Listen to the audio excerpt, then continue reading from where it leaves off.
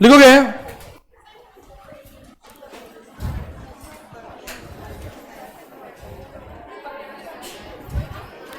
लिखोगे some important, लिखो some important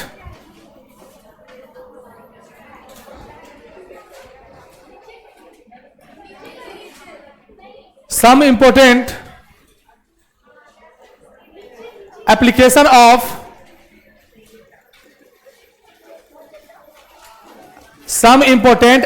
of on inorganic chemistry. अब देखिए आज जितना भी मिसलेनियस टॉपिक है सब पर क्वेश्चन है, दो क्वेश्चन है लगभग, है ना, वो खत्म हो जाएगा, चैप्टर समाप्त हो जाएगा आज। ये सब है मिसलेनियस।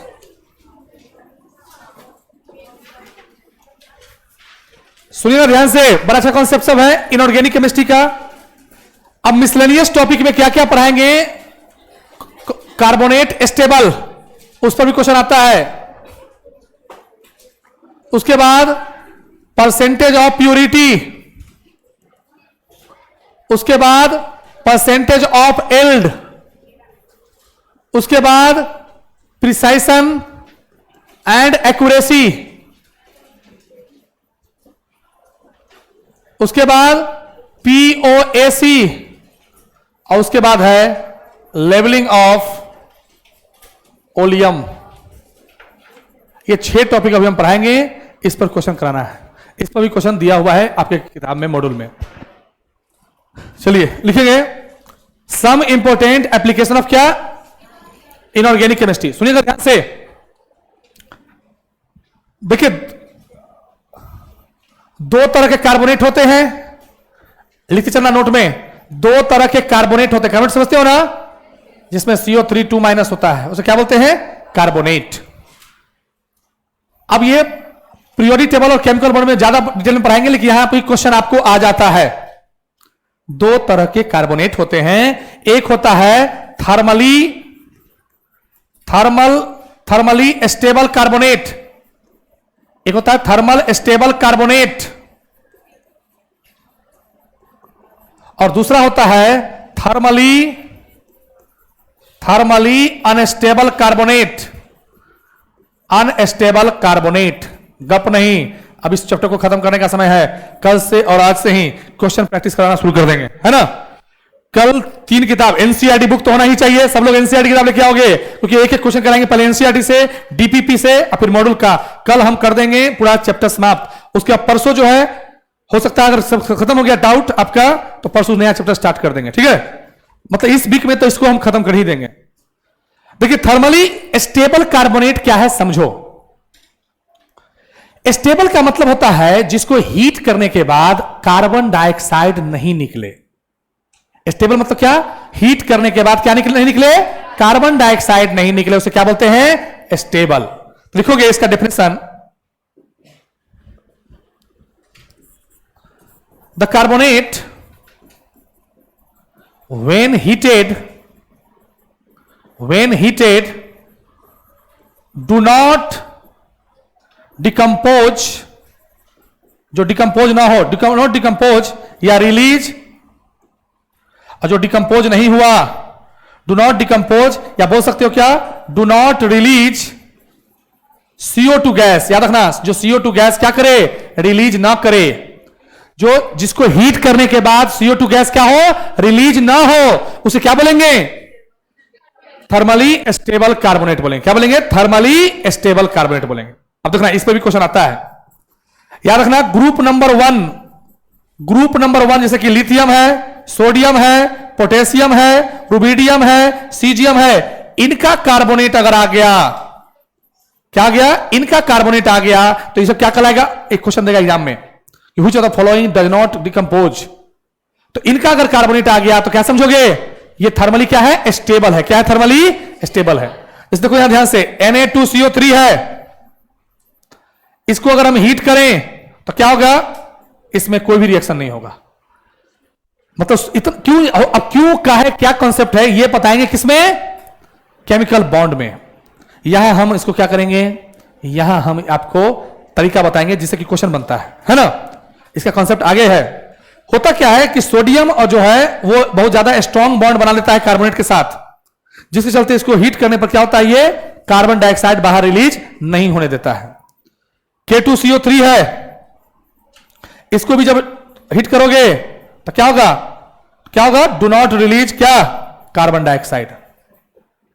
बस एक एक्सेप्शन याद रखना, एक्सेप्शन में याद रखना, ग्रुप नंबर 1 का एक ही है जो कार्बोनेट देता है, वो है लिथियम, क्या, लिथियम कार्बोनेट। इसको हीट करोगे तो ये देता है क्या, Li2O प्लस CO2। क्यों देता है, क्या देता है, वो डिस्कस आगे करेंगे केमिकल बॉन्ड में। यहां हमको समझाना है कि कौन कौन स्टेबल है, कौन कौन स्टेबल नहीं है, कौन कौन स्टेबल है, कौन कौन स्टेबल नहीं है, वो हम इसमें डिस्कस करेंगे। ठीक है, तो माथा में सेट कर लिए। थर्मली स्टेबल कौन होगा बताओ, जो ग्रुप नंबर 1 का कार्बोनेट है वो क्या है, थर्मली स्टेबल है। क्योंकि क्वेश्चन देखो ऐसा देगा एग्जाम में, देगा कि एक मिक्सचर है जिसमें सोडियम कार्बोनेट है और कैल्शियम कार्बोनेट है, तो बताइए कितना मोल बनेगा कार्बन डाइऑक्साइड। तो बच्चा जिसको कॉन्सेप्ट क्लियर नहीं है वो तो ये सोचेगा ना कि सोडियम कार्बोनेट है वो भी कार्बन डाइऑक्साइड दे रहा है, जबकि सोडियम कार्बोनेट, पोटेशियम कार्बोनेट, मतलब इस ग्रुप का लिथियम को छोड़कर के बाकी सब डिकम्पोज होकर क्या देता है, कार्बन डाइऑक्साइड गैस रिलीज नहीं करता है। क्यों नहीं करता है ये कहां डिस्कस होगा, केमिकल बॉन्ड में, ठीक है ना। लेकिन यहां आपको क्वेश्चन दे दिया है किताब में, है ना, इसलिए मिसलेनियस टॉपिक को कराएंगे ताकि क्वेश्चन सब लगभग 10-12 क्वेश्चन और बनेगा, हो जाएगा। चलिए देखिए अगला है थर्मली अनस्टेबल कार्बोनेट। मतलब क्या, the carbonate that release, the carbonate that क्या रिलीज, किसको रिलीज करेगा, कार्बन डाइऑक्साइड को। आप बोल सकते हैं डिकम्पोज हो जाएगा, डिकम्पोज होगा, तो उसे क्या बोलते हैं, थर्मली अनस्टेबल बोलते हैं। क्या बोलते हैं डियर, थर्मली अनस्टेबल बोलते हैं। तो दिमाग में बिठा लो कौन सा है थर्मली अनस्टेबल, ग्रुप नंबर 2 का कार्बोनेट है ना, बेरिलियम, कैल्शियम, मैग्नीशियम, है ना, बेरियम। अगर इनका कार्बोनेट है, ग्रुप नंबर 2 का कार्बोनेट है, ये सब क्या होगा बताओ, याद रखना, इस दिमाग में सेट कर लो। ग्रुप नंबर 2 का कार्बोनेट है तो ये रिलीज करेगा, क्या करेगा, रिलीज कार्बन डाइऑक्साइड रिलीज करेगा। क्या करेगा, रिलीज साइड रिलीज करेगा। यहां देखो कैसे, मान लो BaCO3 है, इसको हीट करोगे तो क्या बनेगा, BaO प्लस CO2। मान लो अगर MgCO3 है तो दिमाग में बिठा लो क्या करेगा बताओ, MgO प्लस CO2। शॉर्ट में सुन लो, फर्स्ट ग्रुप का सिर्फ लिथियम के अलावा कोई भी कार्बन डाइऑक्साइड रिलीज नहीं करता है, क्योंकि ये थोड़ा क्या होता है, अनस्टेबल का मतलब है थोड़ा ये कमजोर होता है, मतलब ये थोड़ा वीक होता है, जबकि ये क्या होता है, थोड़ा स्ट्रांग होता है। ठीक है, इस पर भी न्यूमेरिकल्स आएगा, तो वहां बच्चे को समझ में आएगा तो न्यूमेरिकल बनाएगा। तो ये याद रखना, सेट कर लो दिमाग में कि फर्स्ट ग्रुप का अगर कार्बोनेट है, मतलब कि lithium, sodium, potassium, rubidium, caesium, इनका कार्बोनेट है लिथियम को छोड़ करके, तो क्या है, स्टेबल है, ये कभी कार्बन डाइऑक्साइड रिलीज नहीं करेगा। जबकि उधर ग्रुप नंबर 2 का है वो क्या करेगा, कार्बन डाइऑक्साइड रिलीज करेगा। चलिए अब दूसरा तीसरा कॉन्सेप्ट देखिए, बढ़े आगे। अब है बाइकार्बोनेट। क्या बोलते हैं इसको, हाइड्रोजन कार्बोनेट भी बोलते हैं। क्या बोलते हैं, हाइड्रोजन कार्बोनेट बोलते हैं। इसका कैसे पहचान है, HCO3 माइनस, है ना, HCO3 माइनस दिख जाए क्या समझोगे, बाइकार्बोनेट। तो सुनिए मैं समझा देता हूं, अगर कोई बाइकार्बोनेट है, if bicarbonate is heated, if bicarbonate is heated more than 100 degree Celsius, then bicarbonate से भी कार्बन डाइऑक्साइड निकलता है। तो अभी सब चीज कहां है, आगे है, क्वेश्चन यहां है। अभी क्वेश्चन दिखाएंगे, हंसी आएगा कि यहां देता है, टॉपिक आगे है, वो तो हम है जो पढ़ाना चाह रहे हैं ताकि क्वेश्चन बन जाए। तो कल से पढ़ाऊंगा सारा क्वेश्चन एक साथ हो जाएगा। इफ बाइकार्बोनेट इज क्या, हीटेड मोर देन क्या 100%, देन क्या, then first convert into carbonate. पहले किस में कन्वर्ट होगा बताओ, वो कार्बोनेट में, और देन कार्बोनेट किस में कन्वर्ट होगा, then convert into carbon dioxide and water. Carbon dioxide and water.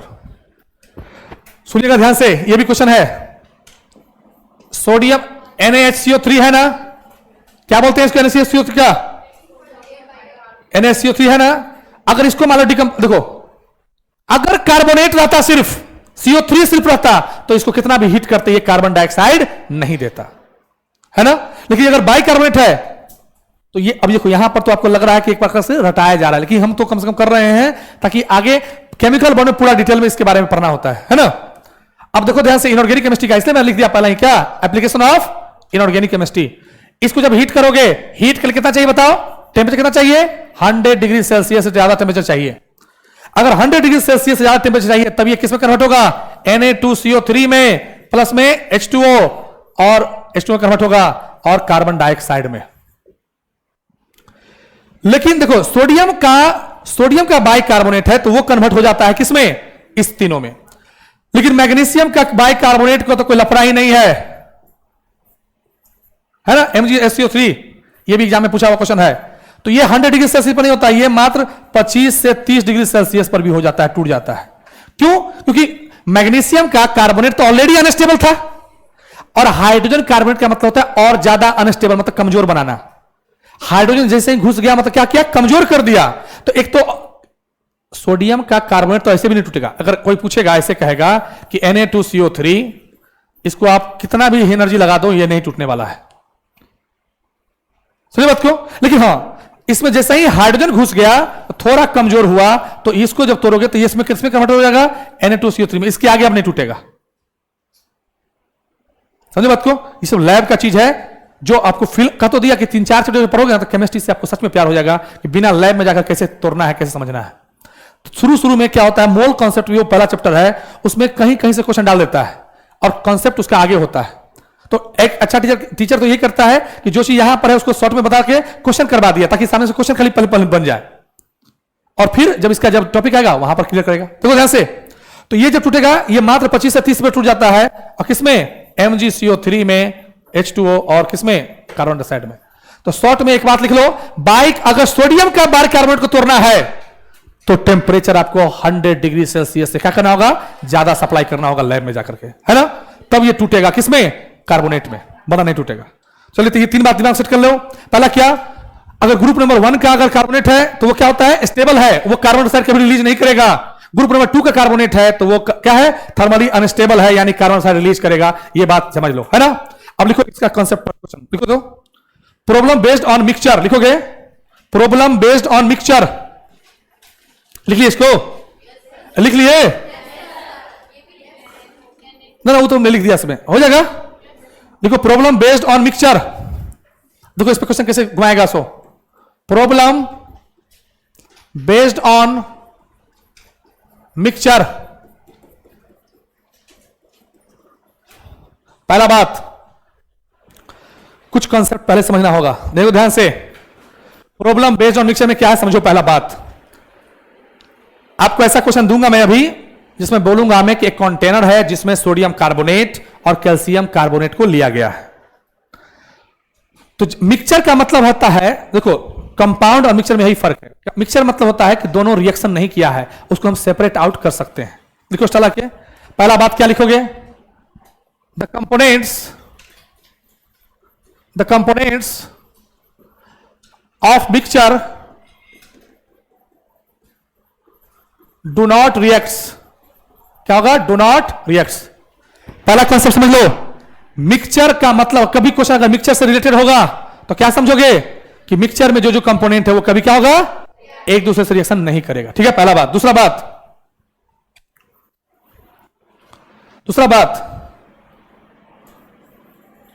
The product which is obtained on the basis of desired result, on the basis क्या? desired result। जो product बनेगा वो किसके base पर होगा? डिजायर्ड रिजल्ट पर। Desired समझते हो? जैसे मान लो मैं बोला कि Na2CO3 और कैल्शियम कार्बोनेट को हीट किया तो कार्बन डाइऑक्साइड रिलीज हुआ। अब जिसको पता नहीं है वो इसमें से भी कार्बन डाइऑक्साइड रिलीज करा देगा, लेकिन जिसको पता है तो सोडियम कार्बोनेट क्या है, स्टेबल है, उससे कार्बन डाइऑक्साइड रिलीज नहीं होगा, तो क्या होगा, जो कार्बन डाइऑक्साइड निकलेगा वो किससे निकलेगा, CaCO3 से, है ना। इस पर क्वेश्चन आएगा तो बच्चा फंस जाएगा ना, हाँ, इसलिए मैं तोड़ के समझा रहा हूं। देखो ध्यान से, थर्ड बात लिखना है,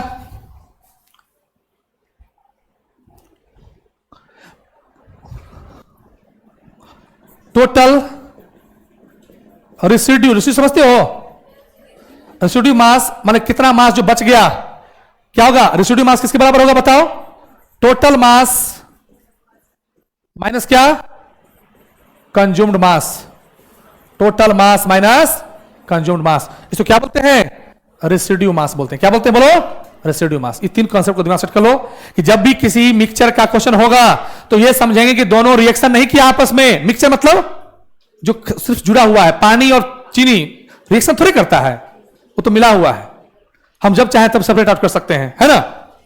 लेकिन हाँ, क्वेश्चन लिखिए पहले, क्वेश्चन समझ में आएगा तब आपको क्वेश्चन से समझ में आता है, हो जाएगा। क्वेश्चन लिखिए तो तेजी से,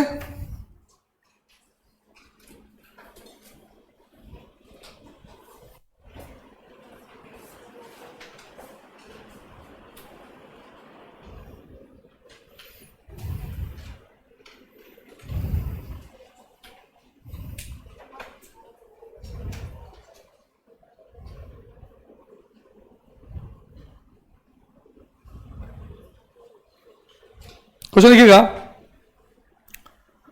टाइप नंबर इस पर लिखिएगा 400 ग्राम, अब आपको तुरंत समझ में आएगा। 400 gram of mixture containing,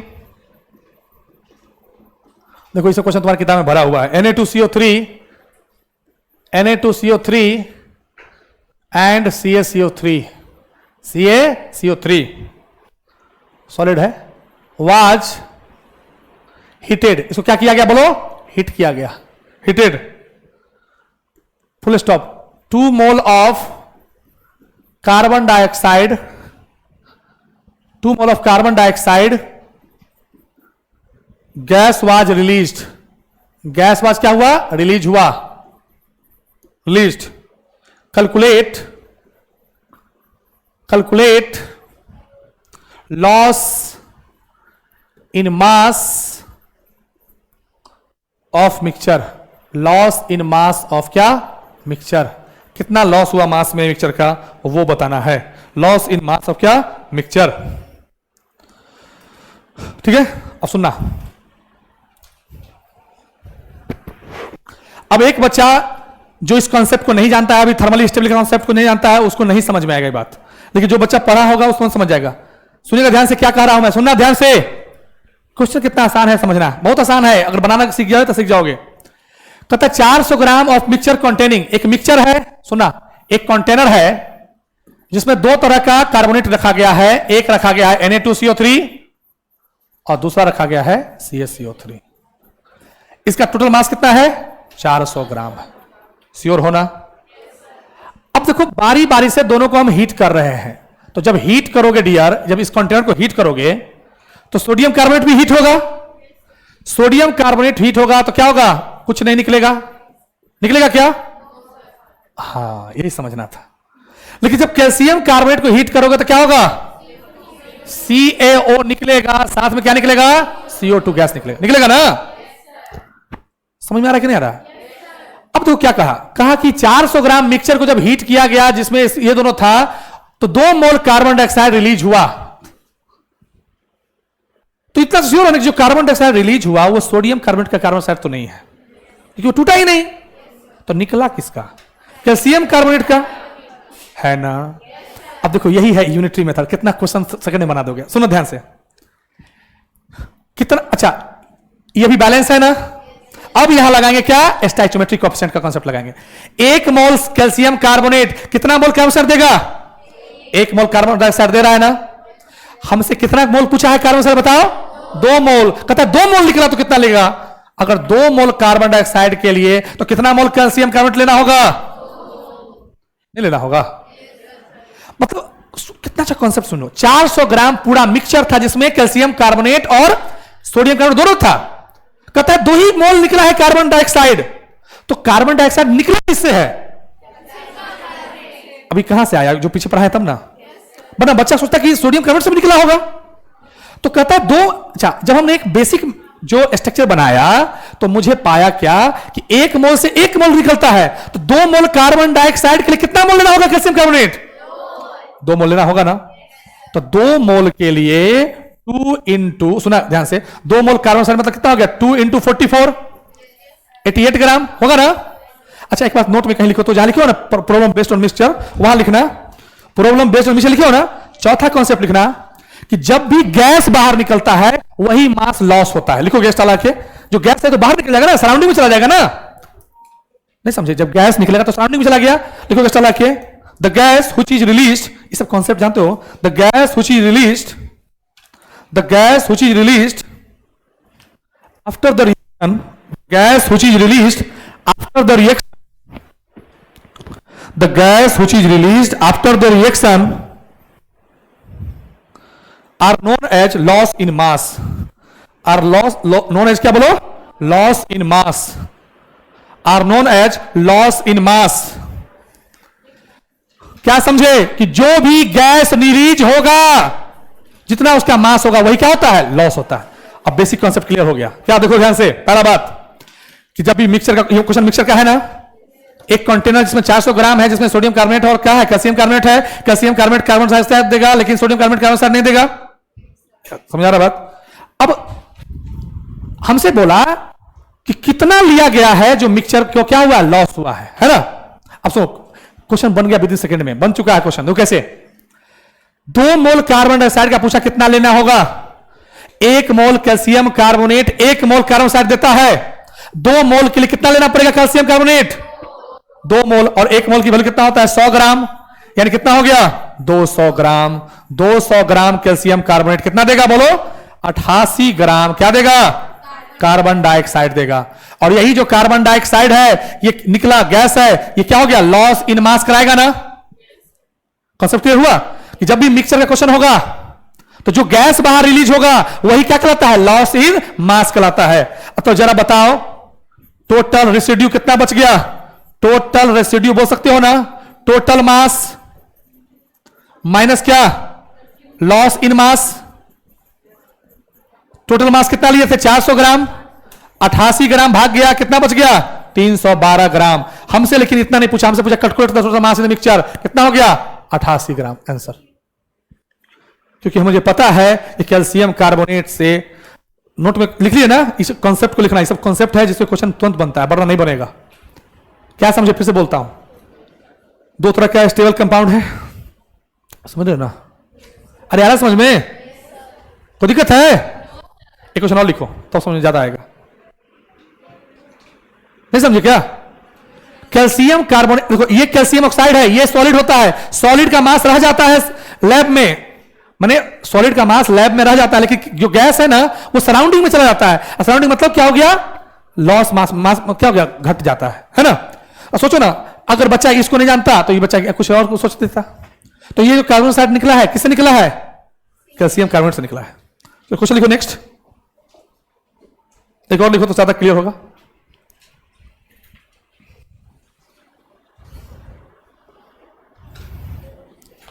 question लिखना,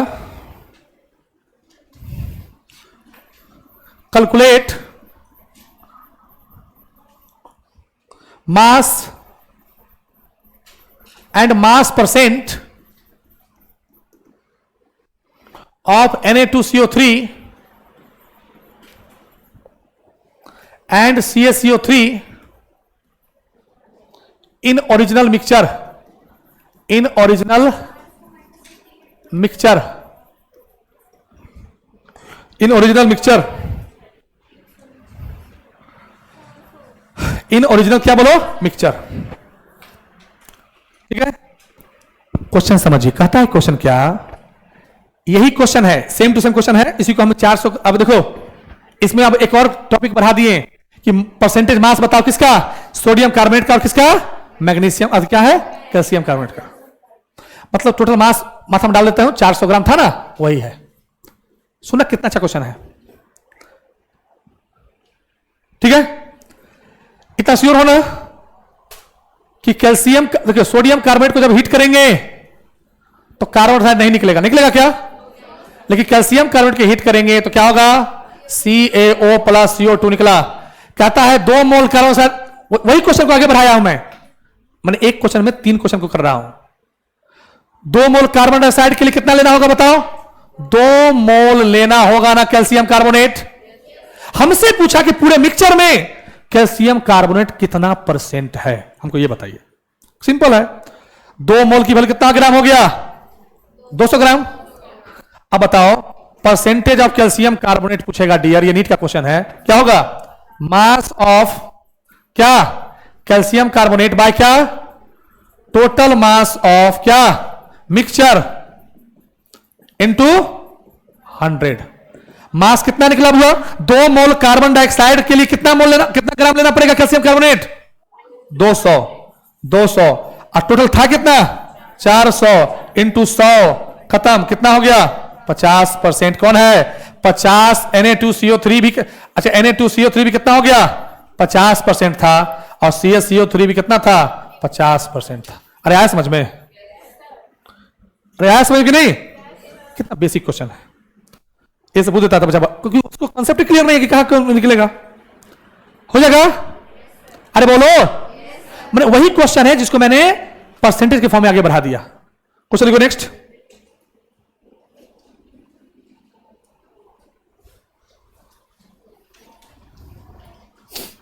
देखो नेक्स्ट, कॉन्सेप्ट ऑफ प्यूरिटी।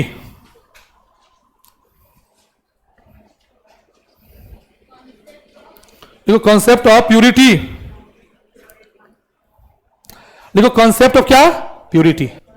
अब आइए, इस पर भी क्वेश्चन है, 2-3 क्वेश्चन देखिए। देखो क्वेश्चन देखे होगे, KClO3 के बारे में है ना? हाँ उसी पर है, देखो ध्यान से लिखो। Concept of purity. अब यहां भी लिखना कुछ कॉन्सेप्ट। तो क्या समझे कि जब भी थर्मली स्टेबल कंपाउंड होगा उससे कार्बन डाइऑक्साइड नहीं निकला। ये भी एक कॉन्सेप्ट है, आखिर जानोगे तब ना आप, नहीं तो वरना फंस जाओगे। क्वेश्चन कैसे बनाएगा? देखोगे कॉन्सेप्ट ऑफ प्योरिटी। देखो किसी भी सैंपल में, मान लो एक सैंपल है, सैंपल में 2 चीज होता है। क्या होता है? Purity, pure plus impurity. यह भी एक कॉन्सेप्ट है। कॉन्सेप्ट मतलब थोड़ा जानना पड़ेगा लैब में बिना जाकर के। कॉन्सेप्ट यह है कि कभी भी इंप्योरिटी केमिकल रिएक्शन में पार्टिसिपेट नहीं करता। तो लिखोगे कॉन्सेप्ट, लिखोगे कॉन्सेप्ट लिखना। इंप्योरिटी, इंप्योरिटी समझते हो ना? अशुद्धि। Impurity never participate, impurity never participate in the क्या? Impurity never participate in the क्या बोलो? Chemical reaction. Chemical reaction. मान लो शरबत है, तो शरबत में चीनी पानी क्या हो गया? प्योर सब्सटेंस हुआ। लेकिन उसमें कोई बालू मिला दिया, बालू क्या हो गया? इंप्योरिटी हो गया। तो कंसेप्ट क्लियर रखो, बालू कभी भी क्या होगा? रिएक्शन में पार्टिसिपेट नहीं करेगा। मतलब जो भी इंप्योरिटी जो पार्टिसिपेट नहीं करेगा। तो ये भी कॉन्सेप्ट, कॉन्सेप्ट समझे? कॉन्सेप्ट मतलब लॉजिक, जिसको हम समझ पहले के ही क्वेश्चन बना सकते हैं, वरना नहीं बनेगा। अब देखो, तो कौन सब्सटेंस कितना % प्योर है वो कैसे डिसाइड होगा? कौन सब्सटेंस कितना % प्योर है वो कैसे डिसाइड होगा? तो लिखेंगे क्या? परसेंटेज ऑफ प्यूरिटी का कभी क्वेश्चन आ जाए तो क्या करेंगे? Mass of sample, mass of pure substance, mass of क्या बोलो? Pure substance. इस फॉर्मेट को याद रखना, by total mass of sample, total mass of sample into 100। इस फॉर्मेट को याद रखना, सारे क्वेश्चन अभी उड़ा दोगे। अभी 3 क्वेश्चन दूंगा इस पर भी समझ में आ जाएगा। इस टॉपिक कहीं नहीं पढ़ा, यहां नहीं कहीं हुआ है, इस पर भी क्वेश्चन है, समझ बात को। क्योंकि हम छोड़ेंगे कुछ ही नहीं, ताकि सारा क्वेश्चन बन जाए। और कल से सब लोग डीपीपी, एनसीईआरटी और ये तीनों किताब लेके आएंगे क्लास में। 2 दिन के क्लास में हम पूरा क्वेश्चन डिस्कस करेंगे, है ना? और उसके बाद अगर शुक्रवार रहा तो शुक्रवार को शुरू कर दूंगा नया चैप्टर, या मंडे से तो शुरू होगा ही, ठीक है? परसेंटेज ऑफ प्योरिटी कभी निकालना, क्या करेंगे? जो सब्सटेंस प्योर है, अब कैसे डिसाइड होगा प्योर है मैं समझाऊंगा, टेंशन नहीं लो। अभी क्वेश्चन अभी समझ में आया ना? कुछ देर पहले स्टेबिलिटी वाला कॉन्सेप्ट ये भी आएगा। कभी ऐसा हो ही नहीं सकता है कि थ्योरी आपको, मैं थोड़ा फास्ट आज बोलूंगा क्योंकि बहुत ज्यादा टॉपिक है। तो क्या होगा, mass of pure substance by क्या बोलो, टोटल मास ऑफ सैंपल, और इनटू कितना 100। अरे किसी का भी परसेंटेज निकाले क्या करते हैं, 100 से मल्टीप्लाई करते हैं ना। क्वेश्चन लिखिए, क्वेश्चन लिखने से ज्यादा समझ में आता है। क्वेश्चन लिखिए तो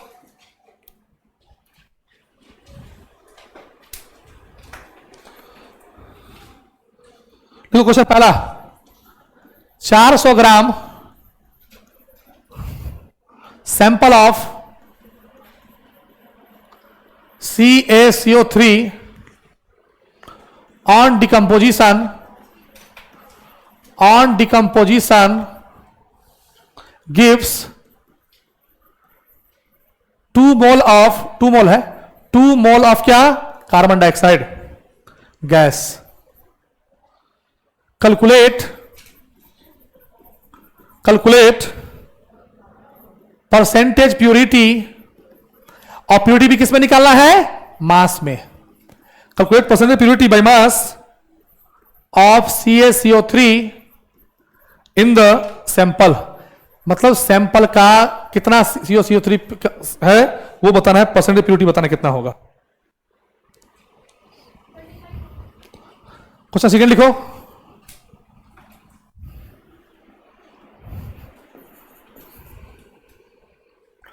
$500 ग्राम of MgCO3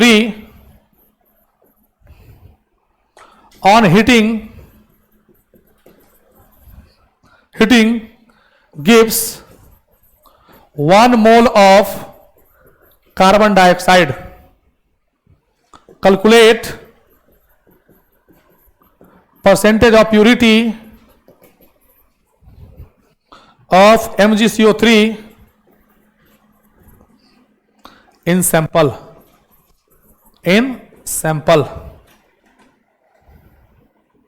चलो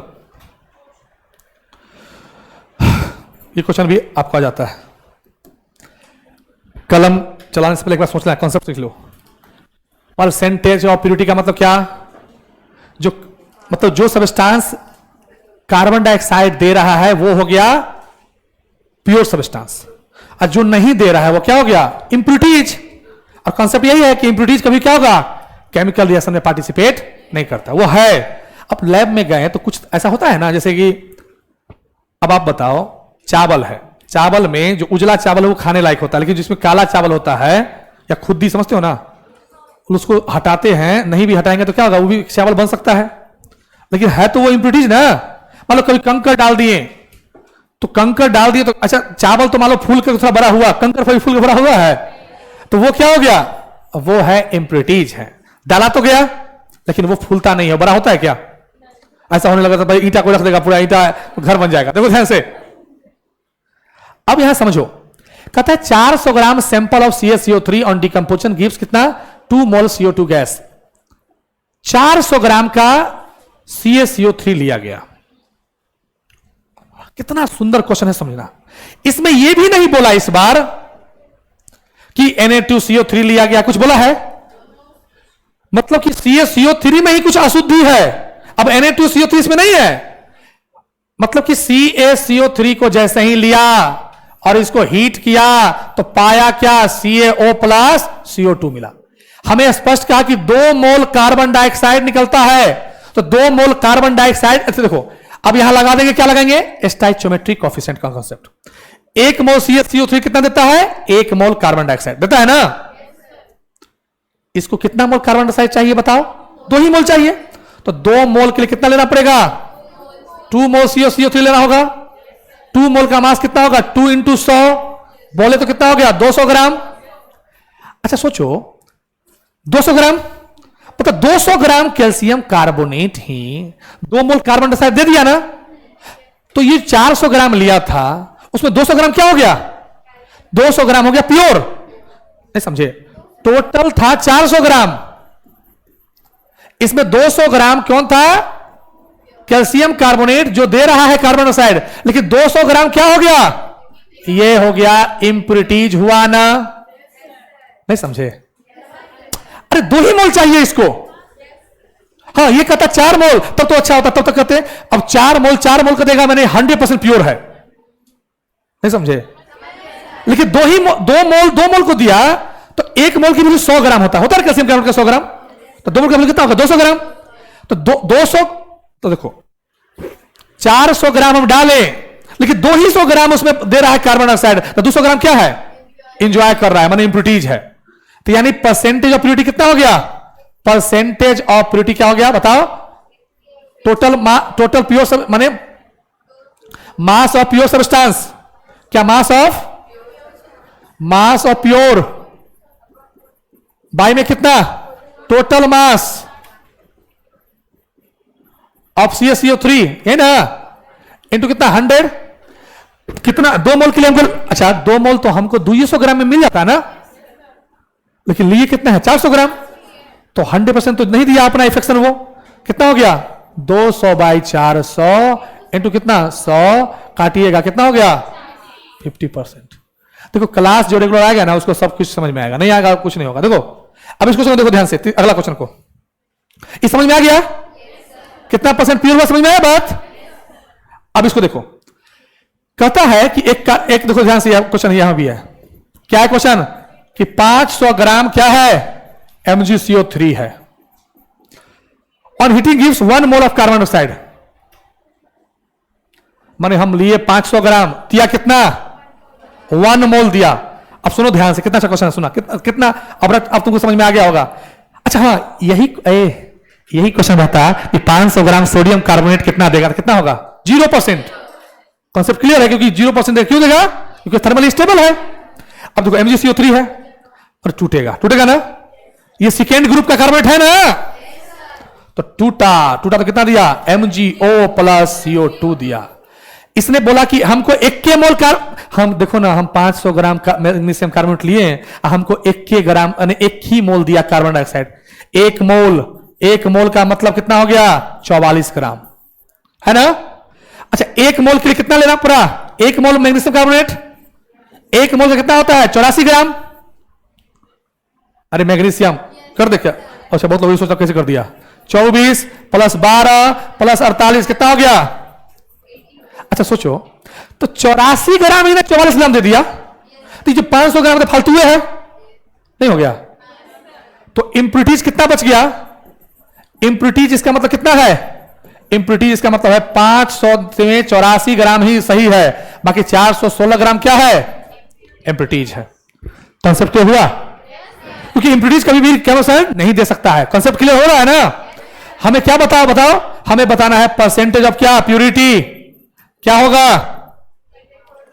84 ग्राम ही इफेक्शन दिया, 84 नहीं समझे, हमको 1 मोल ही दिया, तो 500 ग्राम बेकार लिए थे, नहीं समझे। तो 84 बाई कितना हो गया 500 इंटू 100 कितना कट गया होगा 16.8%, इतना ही प्योरिटी है। आया समझ में 16.8%, कोई दिक्कत है। अब आया, क्लियर हुआ। मतलब कि देखो सबस्टेंस बहुत ज्यादा ले लिए थे नो डाउट, लेकिन जो जितना दे देगा, अगर यही क्वेश्चन आता कि 2 मोल कार्बन डाइऑक्साइड देगा, 2 मोल का मतलब 80 ग्राम, यानी हमको मैग्नीशियम कार्बोनेट कितना लेना होता है 168 ग्राम लेना होता है। एक क्वेश्चन देख क्या, क्वेश्चन लिखो दो, क्वेश्चन लिखो दो। 300 gram of magnesium carbonate, 300 gram of, मतलब कि कोई मार्केट में हमको ठग रहा है इंप्योरिटी देख करके। 300 ग्राम ऑफ क्या magnesium carbonate, 300 gram of magnesium carbonate, 300 gram of magnesium carbonate gives 3 mole of carbon dioxide, 3 mole of carbon dioxide, 3 mole of carbon dioxide. Calculate the percentage of purity, calculate the percentage of purity, calculate the percentage of purity, calculate the percentage of purity. बना तो calculate the percentage of purity, जल्दी से बन गया, try करो। क्या नींद आ रहा है, तबीयत खराब है क्या, क्या हो गया।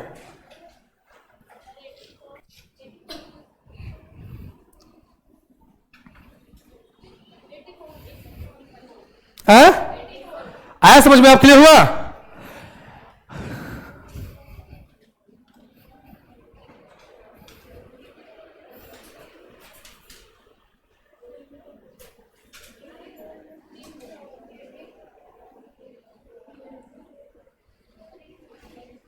बने?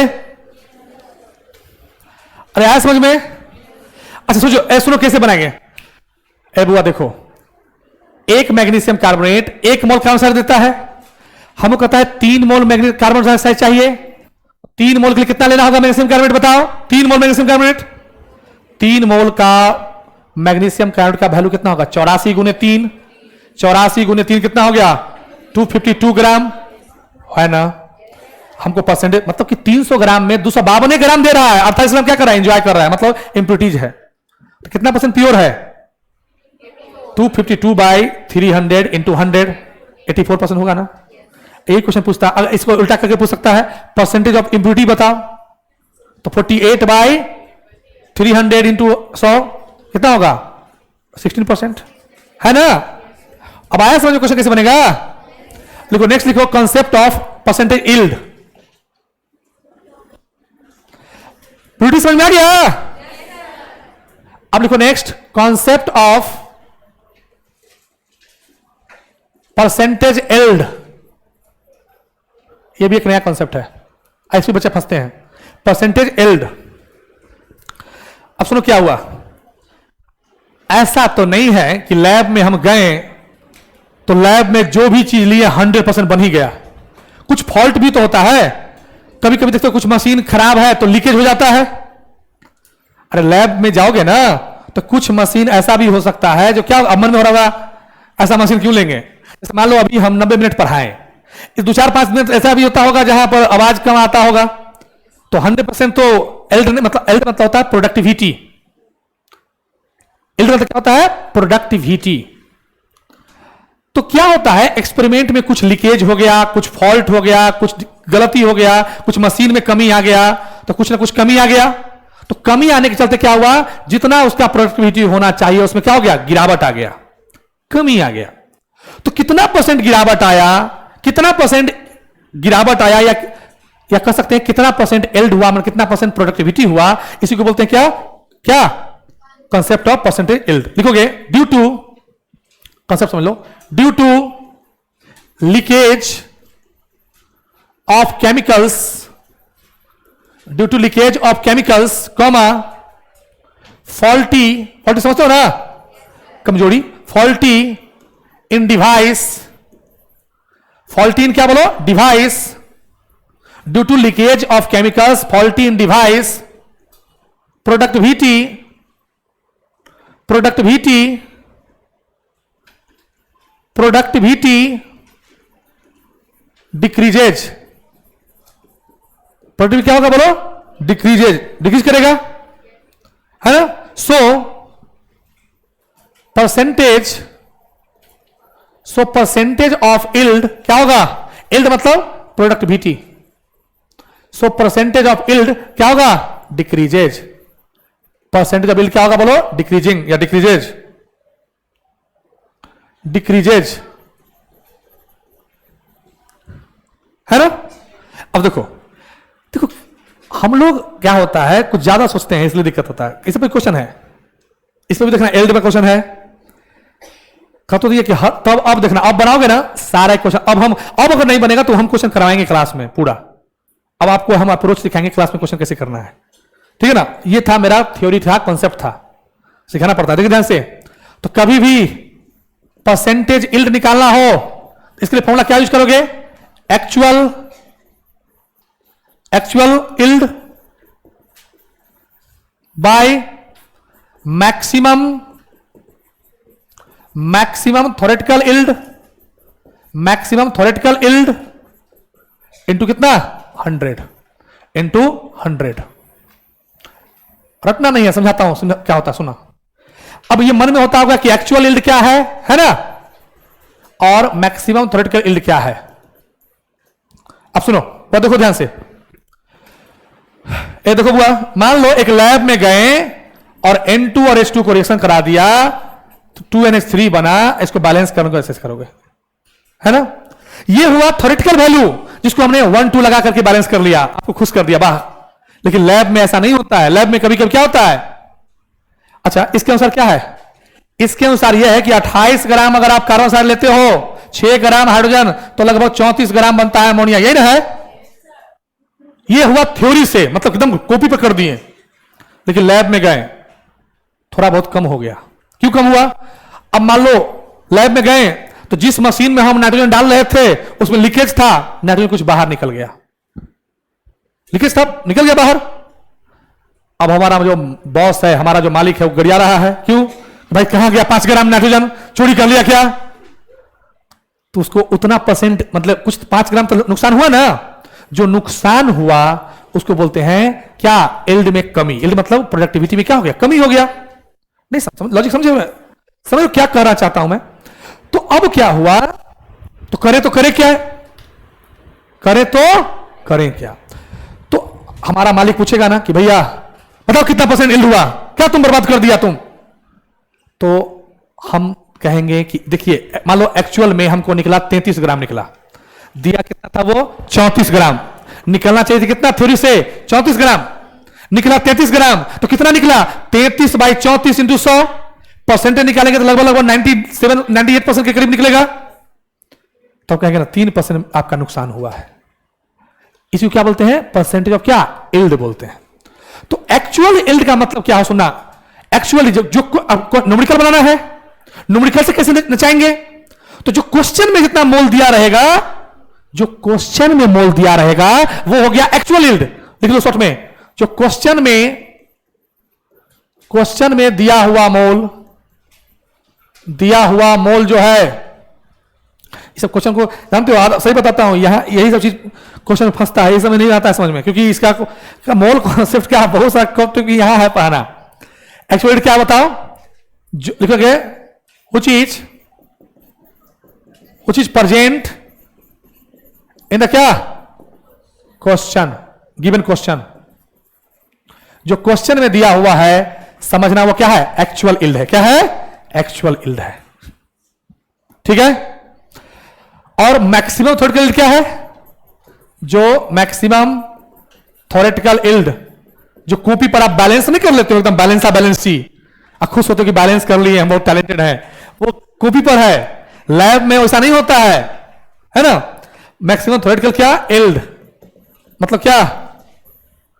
Which is present in theoretical concept और स्टोइचियोमेट्रिक कॉन्सेप्ट। जो स्टोइचियोमेट्रिक कॉन्सेप्ट के बेस पर होता है उसे क्या बोलते हैं? मैक्सिमम थ्योरेटिकल यील्ड बोलते हैं। अच्छा, अभी भी लग रहा है ना, हार्ड लग रहा है ना? जब क्वेश्चन कराएंगे तो दूर कुछ था ही नहीं, तो थ्योरी बनाना पड़ता है। समझे बात को? तो क्या समझे? तो किसी का भी परसेंटेज यील्ड बुलाना हो तो क्या करोगे? एक्चुअल यील्ड बाय क्या? मैक्सिमम थ्योरेटिकल यील्ड इनटू कितना? 100। कल हम लगभग 200 क्वेश्चन तुम्हारे किताब आकाश एलन सबका क्वेश्चन लिख के लाएंगे। ठीक है, खुल के बोलता हूं, और पूरा प्रैक्टिस करवा देंगे। समझे? फिर से टाइप बाय टाइप, खाली क्वेश्चन प्रैक्टिस लगेगा 2 दिन लगातार। समझे बात को? और रगड़ा जाएगा। बताता हूं आपको, मैं एक बात बता देता हूं खुल के। इसका जो मॉड्यूल है ना, उसमें बहुत सा कुछ टॉपिक पर क्वेश्चन नहीं है, पूछता है नीट में। ठीक है, तो हम एज ए टीचर हम तो चाहेंगे ना कि हर चीज पढ़ा दें। ये छोड़ भी दिया है तो हम तो कम से कम कर दें। अब तो जो ही किया हम वही कह रहे हैं, तो फिर क्लास में बच्चा कहा आ रहा है? तो अरे बोलो, यूट्यूब पर जो पढ़ाता है टीचर, उसको कोई मतलब रिजल्ट ऐसा नहीं है। यहां पर इतना हर चीज बोलना पड़ता है। एक्चुअल कैसे क्वेश्चन को कैसे सोचोगे कि एक्चुअल यील्ड है, वो भी लिखवाना पड़ रहा है। सच बताता हूं, आधा जो टीचर पढ़ा रहा है उसको 5 लाइन इंग्लिश लिखना ही नहीं आता है, पीपीटी से पढ़ाता है। पीपीटी में तो हमको फीलिंग ही नहीं आता है कि पढ़ा रहे हैं, हमको नहीं आता है फीलिंग। पीपीटी, अच्छा पीपीटी मान लो उगा रहता है, उसको नहीं आता, फीलिंग ही नहीं आता। क्वेश्चन लिखो तो फीलिंग बाद में लेंगे। देखो सब सुने हैं रिव्यू खराब दिए हो मेरा।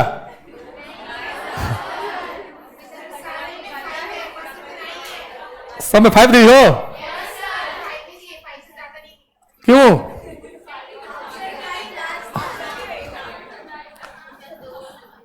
इसके बाद जो चैप्टर पढ़ाएंगे ना, उसमें खोजोगे कि 5 से ऊपर कुछ है क्या। इस चैप्टर में थोड़ा इधर उधर का भी बात रहता है।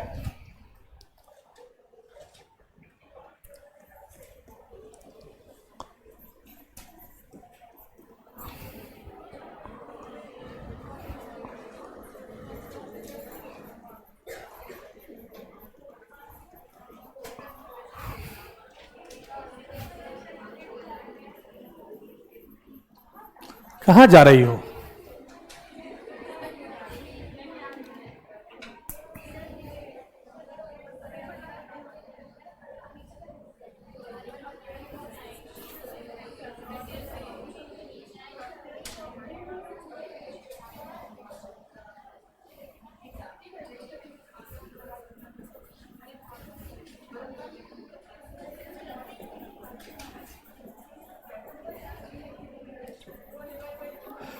तुमको सबसे ज्यादा हमसे फायदा होगा ऑर्गेनिक केमिस्ट्री में। ऑर्गेनिक अगर हमको देता है तो पढ़ाने के लिए, तो उसमें देगा ना हमको, क्योंकि उसमें ये लोग पढ़ाएंगे पुरनका मेथड से, हम बहुत उसमें ट्रिक है, उन्हें ना देंगे, सबका तरीका है ना। हाँ डाउट पूछ लेना, सबका तरीका है ना।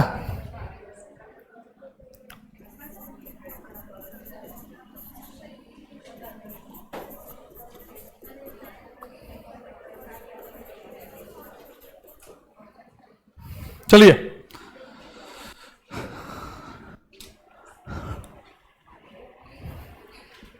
ठीक है, ये क्वेश्चन का परसेंटेज इल बताना है। अब देखो ध्यान से, लिमिटिंग रेशियो को समझ में आ गया था ना? उसको फिर से देखना। और कल तो हम क्वेश्चन, हाँ पहला मेरा फोकस रहेगा, पहले एनसीईआरटी क्वेश्चन कराऊंगा पहले, है ना, उसके बाद डीपीपी, उसके बाद मॉड्यूल, और उसके बाद जिसको जहां से डाउट हो, कोई भी किताब हो, किसी किताब से पढ़ते हो, पूछते रहना। उसके बाद आपको हम आगे चैप्टर पढ़ाते रहेंगे ना, कोई भी दूसरा चैप्टर पीछे का पूछते रहना, हर दिन 10 क्वेश्चन पूछना, ठीक है? क्योंकि होता क्या है, कॉन्सेप्ट नहीं होता तो क्वेश्चन बच्चे को समझ में नहीं समझ में आएगा। बढ़े आगे। ए देखो, इस क्वेश्चन को देख करके आधा बच्चा डर गया।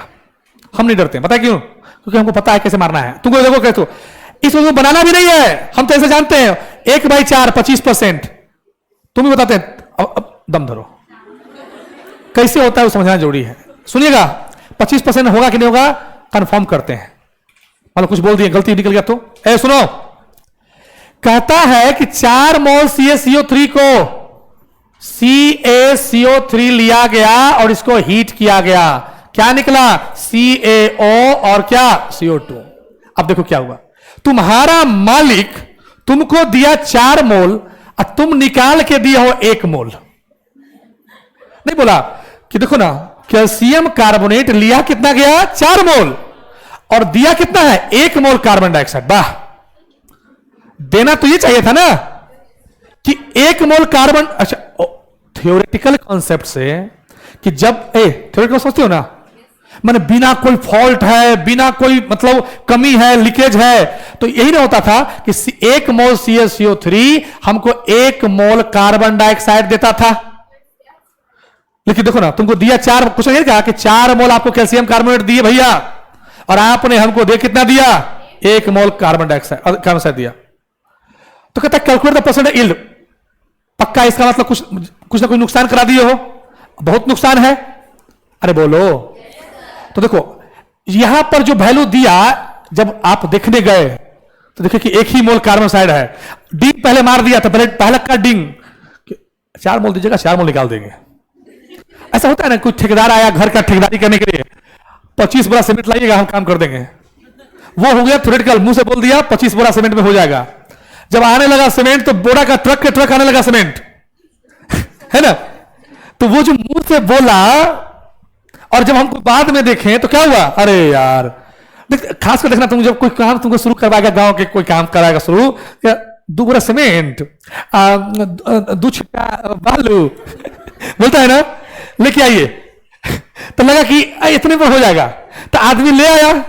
अब वो काम स्टार्ट हो गया, अब धीरे धीरे ट्रक से आने लगा। जब तुम्हारा घर का वो बनना शुरू होगा ऊपर वाला, तो बड़ा ट्रक से सीमेंट आएगा 300 बोरा, है ना। तो क्योंकि अगर शुरू में बोल देगा 300 बोरा लगेगा, तो कोई भी क्या क्या अगला साल काम करवाएंगे, है ना। तो शुरू का 2 बोरा सीमेंट, 4 गो ईटा लेके आइए, शुरू कर देंगे। तो आदमी को लगा कि भाई 4 घंटा में हो जाएगा। देखना, तुम काम कराने वाला टेक्निक है। जैसे कोई बढ़ाई की तुम अगर कमी लाते हो, मान लो कारपेंटर को, तो क्या कहेगा? 3-4 लकड़ी ले आइए, और लेकिन जब शुरू हुआ तो खत्म नहीं हो रहा है।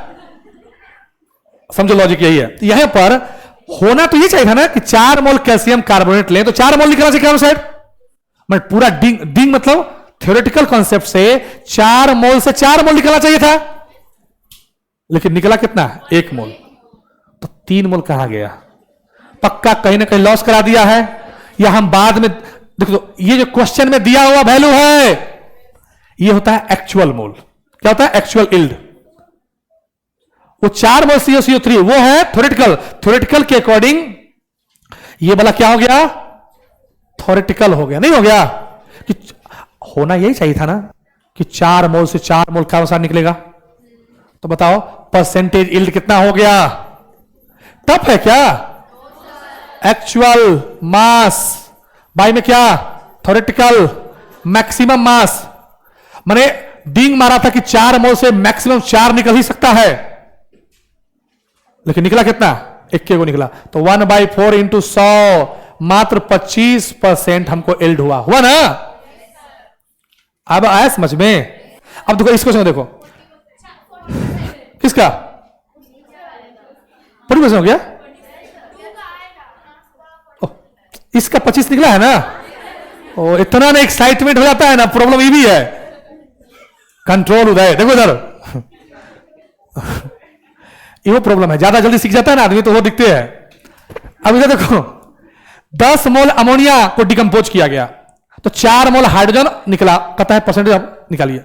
अब देखो कितना बड़ा खेल है। देखो ये बैलेंस है ना, अभी बैलेंस है, मतलब थ्योरेटिकल बैलेंस है, कॉपी पर बैलेंस है, लैब में नहीं। इसका मतलब ये नहीं हुआ कि 2 मोल अगर आप लेते हो तो 3 मोल मिलेगा हाइड्रोजन, यही ना है? यही ना होता रियल लाइफ में? नहीं, थ्योरेटिकल मुंह पर यही ना होता कि 2 मोल अमोनिया लेंगे तो 3 मोल हाइड्रोजन निकलेगा, यही ना है? हमको कहता है 10 मोल अमोनिया लिया तो 4 मोल हाइड्रोजन दिया। कितना बड़ा मस्ती किया। अगर मान लो 10 मोल लेंगे तो ये 15 मोल देता ना हाइड्रोजन? देना तो इसको 15 मोल हाइड्रोजन चाहिए था। कुछ समझ में आ रहा है? मतलब ये क्या हो गया? मैक्सिमम वैल्यू, या इससे बाप से ज्यादा, इससे ज्यादा नहीं दे सकता था। मैक्सिमम थ्योरेटिकल वैल्यू मैंने किससे, ये कैसे साबित किए? ये साबित किए इस स्टैचोमेट्री से। स्टैचोमेट्री क्या है? थ्योरेटिकल कॉन्सेप्ट है। अब मान लो लैब में गए, मशीन जो दे दिया वो लीकेज था, बहुत सारा हाइड्रोजन गैस बाहर भाग गया, है ना? हमको मालिक गरिया रहा है। होता है भाई ऐसा, रियल होता है कि नहीं?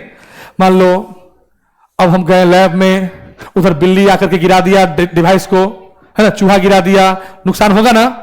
तो अंत में तो जो प्रोडक्ट देंगे उसने तो देगा।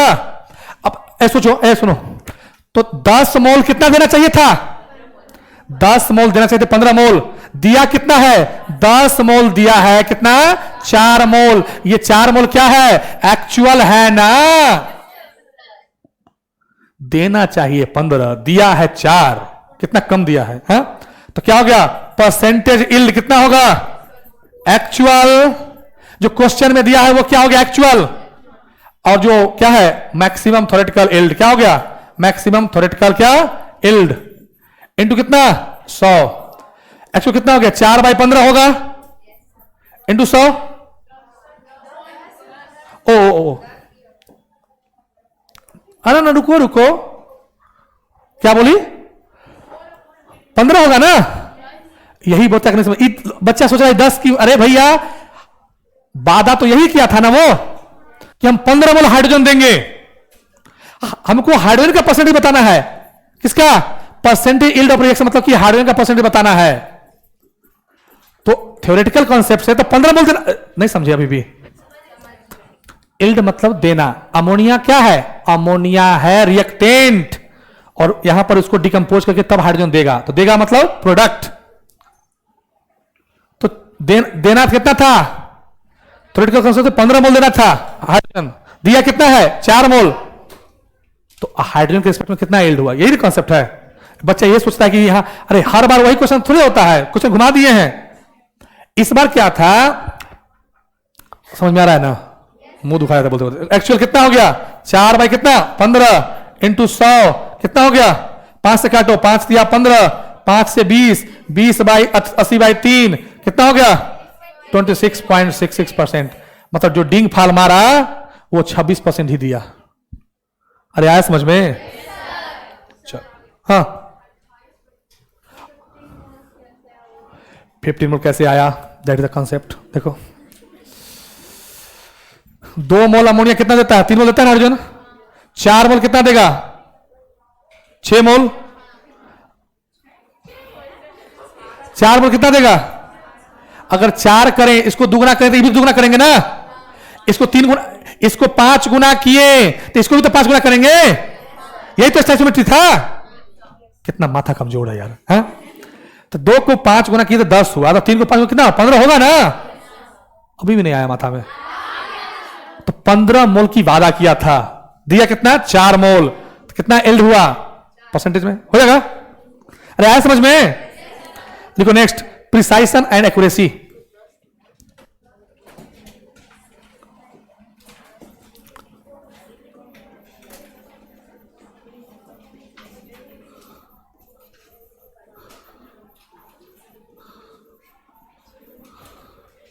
अब सुनिए, अगर इसके बारे में पूछा है ना तो आधा बच्चा फंस जाता है कि प्रिसाइसन क्या है, एक्यूरेसी क्या है।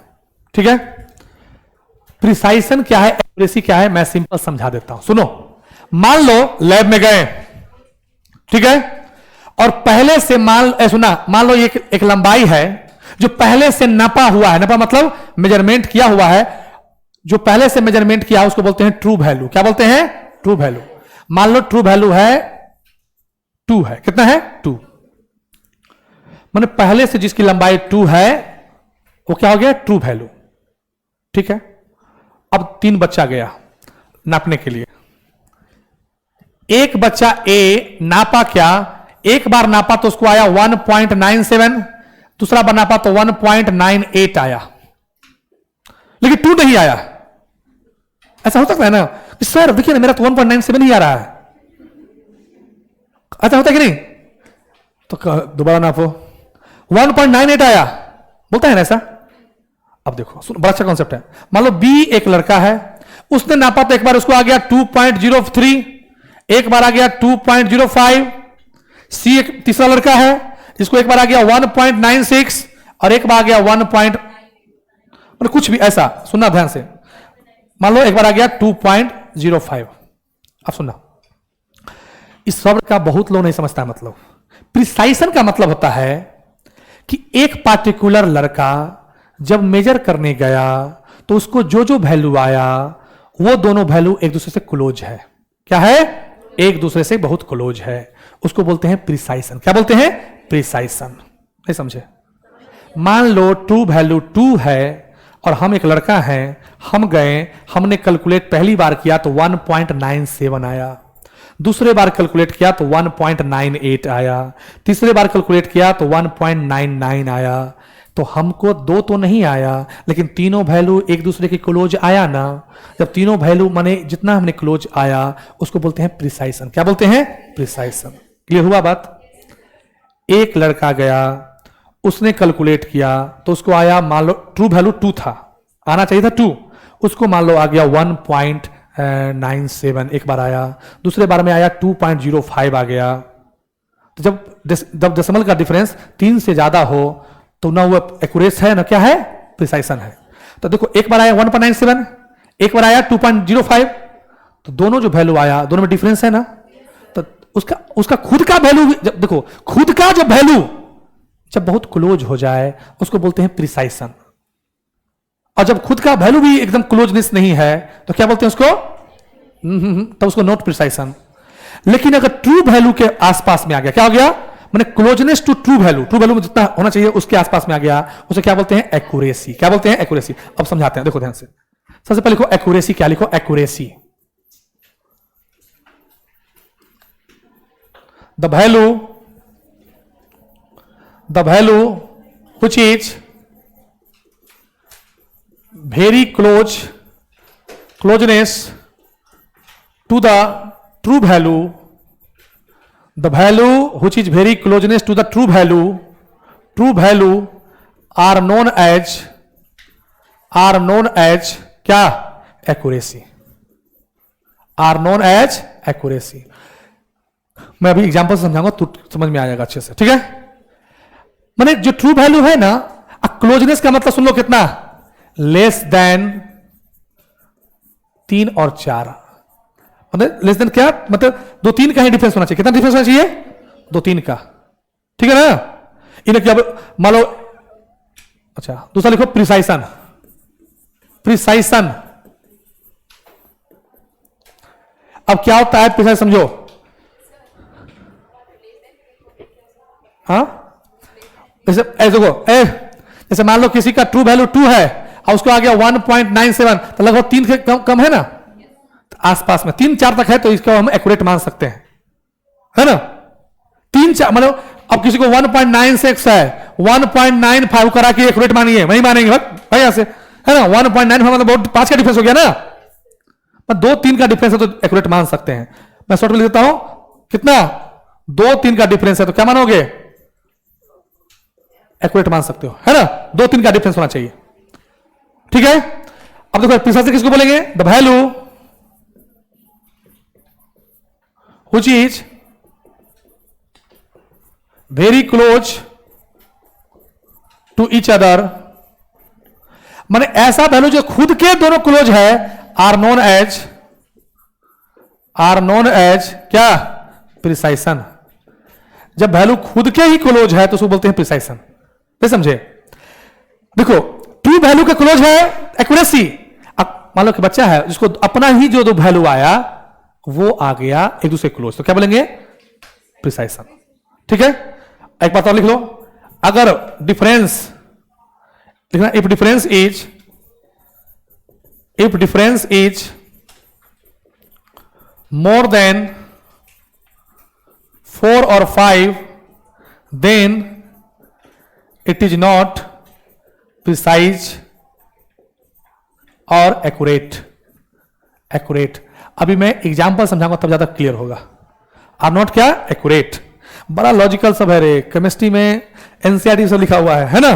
पढ़ोगे ना एनसीईआरटी तब समझ में आएगा कितना बड़ा खेल है। सो यही क्वेश्चन पूछ देता है तो आधा बच्चा भाग जाएगा, है ना। छोटा बात को ही लोग फंसा लेता है। सेकेंड चैप्टर से तो बहुत मजा आएगा क्योंकि असली केमिस्ट्री वहीं शुरू होगा। देखो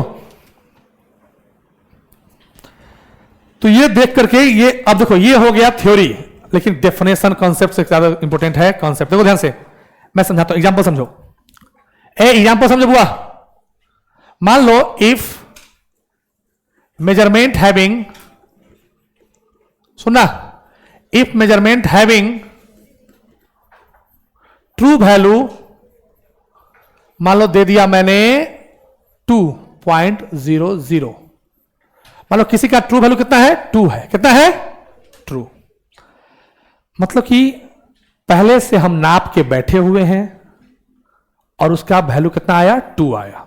ठीक है, अब सुनना, 3 स्टूडेंट गया, मान लो ए बी सी गया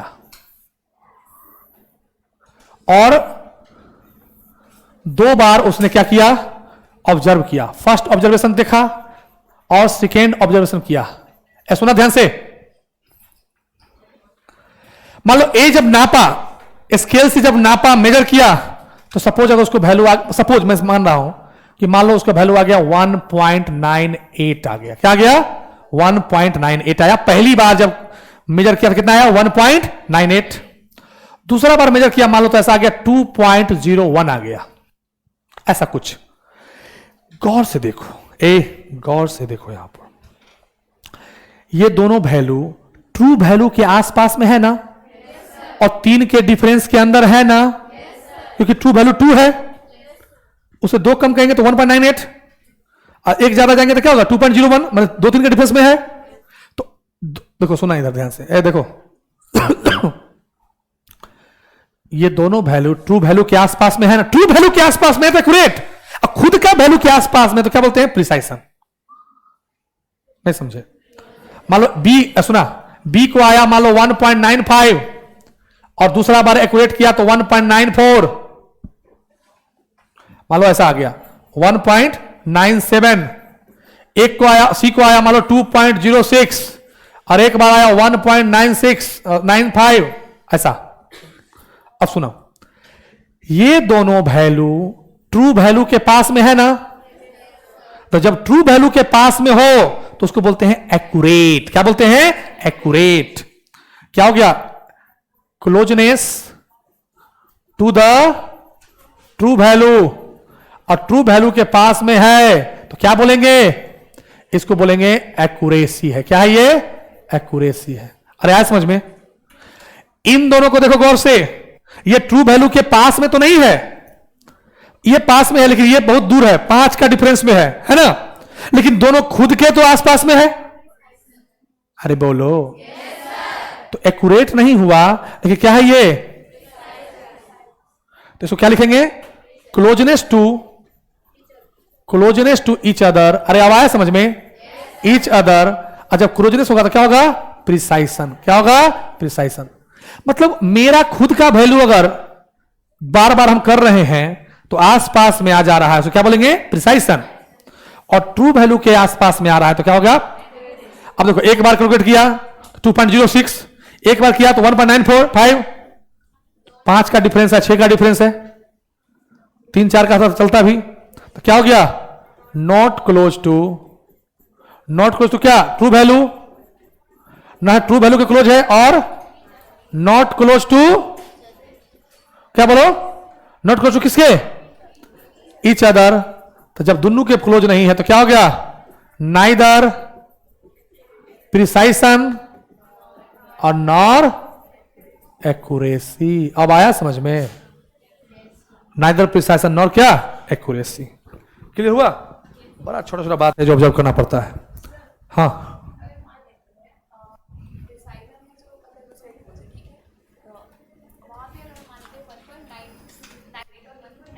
हम्म 1.98 ये दोनों, अच्छा 1.99। अब सुना, देखो यहां से, यहां देखना, हाँ हाँ बता रहे हैं, 1.99 आ गया ना, और ट्रू वैल्यू मान लो कितना 2 है, तो ये दोनों वैल्यू एक दूसरे से क्लोज भी है तो क्या हो गया, प्रिसाइसन तो हो गया, है ना। उसके बाद दो के एकदम पास भी है तो एक्यूरेसी भी हो गया, तो दोनों चीज हो गया, तो क्या हो गया, 2-3 का डिफरेंस है तो एक्यूरेट भी हो जाता है और प्रिसाइसन भी हो जाता है। लिख लो, ये लिख लो भाई, मान लो DSLR का आ गया, काफी टैलेंटेड लड़का, 1.98 1.99 क्या हो गया, very close to true value, और किसके, वेरी क्लोज टू किसके, ईच अदर। और जब दोनों के चीज है तो क्या हो गया। अब आया समझ में बुआ, क्वेश्चन इस पर भी है, असर्शन रीजन का क्वेश्चन है, कल हम कराएंगे बहुत ज्यादा, समझे। 2 दिन क्लास में छोड़ना, जो लोग नहीं आए हो उतना दिन से, क्या वो दिक्कत है। हाँ हाँ वो भी हो सकता है, हाँ 3 का डिफरेंस है तो प्रिसाइसन भी होगा, एक्यूरेट भी होगा, लॉजिकल है। देखो हम चाह रहे हैं तुमका दिमाग ऑब्जर्व हो रहा है ना, यही हम चाहते हैं, ऑब्जर्वेशन पावर स्ट्रांग होना चाहिए, ठीक है। देखो तो क्या हो गया बताओ, प्रिसाइसन भी है और क्या है, एक्यूरेसी है। अच्छा अभी आपको लग रहा होगा पढ़ा रहे हैं तो ये सही बात, इसे क्वेश्चन तो मिल रहा था उसमें, है ना, प्रिसाइसन एक्यूरेसी का क्वेश्चन था ना, कहा था ना मिसलेनियस थम ठम धरो, जब हम पढ़ा देंगे पूरा तब कहेंगे अब बनाओ, हो गया। तो प्रिसाइसन एक्यूरेसी समझ में गया। अच्छा मैं अभी 3-4 दे रहा हूं, खटाखट बनाना कि कौन प्रिसाइसन है कौन एक्यूरेसी है ना। क्वेश्चन लिखो दो, ये फिजिक्स में भी आएगा, यूनिट डायमेंशन जब सर पढ़ाएंगे तो आएगा। लिखोगे, लिखो क्वेश्चन लिखो, जल्दी लिखो, 2 और टॉपिक पढ़ाना है। लिखो, if true value is 3, true मतलब सत्य वैल्यू, ट्रू मतलब सत्य, इफ ट्रू वैल्यू इज 3 क्या, ओमी का, हाँ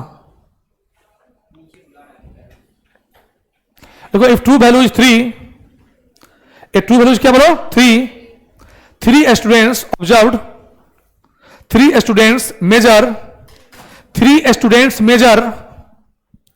3 स्टूडेंट्स क्या बोलो,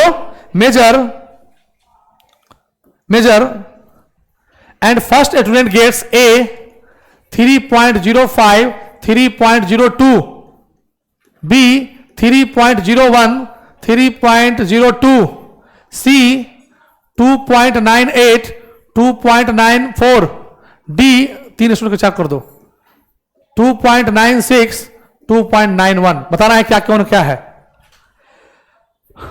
देखो ये 5 ज्यादा है, ये दोनों वैल्यू आसपास में तो है, नो डाउट, एक आध दो का डिफरेंस चलेगा, एक या दो का डिफरेंस चलता है। ये दोनों देखो क्या हो गया, ये प्रिसाइशन भी है और एक्यूरेसी भी है। आया समझ में? अच्छा ये बताओ, ये दोनों वैल्यू कहां है? 3 से छोटा है और बहुत, एगो तो 6 है, मतलब क्या हो गया, एक तो बहुत क्लोज था लेकिन बहुत ही क्लोज नहीं, क्या होगा? नाइदर प्रिसाइसन नॉर क्या एक्यूरेट। लाना था उसको दोनों बार क्या हो गया, 6 से कम, 3 से कम आया, है ना? तो देखो उसके दोनों वैल्यू भी अगर पास में आता है, देखो इसको देखो, ये भी क्या होगा? Neither precision nor accuracy. इसका तो एक्यूरेट तो नहीं है, एक बार आ गया 3.05, लेकिन दोनों वैल्यू आसपास में है, तो क्या हो गया? इसका खुद का वैल्यू अगर आसपास में है तो क्या बोला? प्रिसाइसन। नहीं समझे? खुद का वैल्यू अगर आसपास में है तो प्रिसाइसन, ट्रू वैल्यू के आसपास में है तो एक्यूरेट। बस लॉजिक यही है, हो जाएगा। लिखिए नेक्स्ट, POAC। बढ़े आगे, अरे बढ़े आगे, लिखोगे POAC, प्रिंसिपल ऑफ POAC। ये लिखो, इसको क्या बोलते हैं? Principle of atom conservation. Principle of atom conservation. Principle of atom conservation. अभी मैं बताऊंगा, 2-3-4 क्वेश्चन एडवांस में पूछ दिया था, आधा बच्चा फंस जाता, बहुत हल्का ट्रिक है, टेक्निक है। देखो, it is a mathematical tool, ये कोई कॉन्सेप्ट नहीं है, मैथमेटिकल टूल है। It is a mathematical tool. ये क्या है बताओ? मैथमेटिकल क्या है? टूल है। प्रिंसिपल ऑफ क्या? Atom conservation. लिखो गेस्टाला के, since number of atoms of each element, number of atoms of क्या? Each element are same in reactant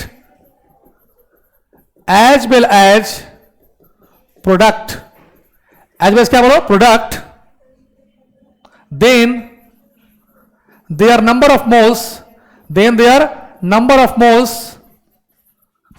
are also conserved, are also conserved। एकदम समझ में आएगा क्या कॉन्सेप्ट है, समझाता हूं। यह मैथमेटिकल टूल है जो यह बताता है कि रिएक्टेंट में जितने नंबर ऑफ एटम हैं उतने ही क्या है, प्रोडक्ट में नंबर ऑफ एटम होने चाहिए। मन बड़ा क्या कर रहे हैं आदमी?